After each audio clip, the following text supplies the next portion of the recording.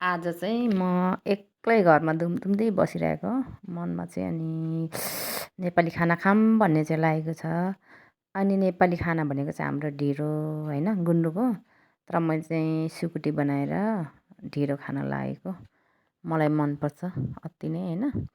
के भन्छ नि जहाँ गए पनि जस्तो भए पनि मन त नेपाली हो भने जस्तै होइन। अब पहिलादेखि खाएको अनि कति मनपर्छ। परदेशमा भए पनि अब भन्छ नि घरको याद आउने गाउँको याद आउने होइन। त्यही भएकोले गर्दाखेरि पनि ढिँडोको नि याद आउने क्या। अनि त्यही भएर आज चाहिँ मैले चाहिँ ढिँडो बनाएको छु।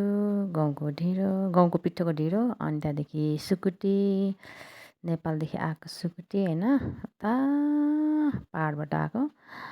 अनि त्यहाँदेखि चाहिँ डल्ले खोर्सानी चाहिँ मेरो गार्डनमै फलेको गरेर होइन पिरो बनाएर खाँदैछु म चाहिँ। तपाईँहरूले चाहिँ अब मनपर्छ कि पर्दैन थाहा हुन्न होइन, थाहा छैन। तर मेरो भिडियो चाहिँ वाच गरिदिनु होला। अनि त्यहाँदेखि चाहिँ तपाईँहरूले चाहिँ कस्तो लाग्छ त्यो पनि भनिदिनु होला, लाइक कमेन्ट गरिदिनु होला होइन। एन्ड देन उयो पनि के भन्छ मेरो च्यानललाई पनि होइन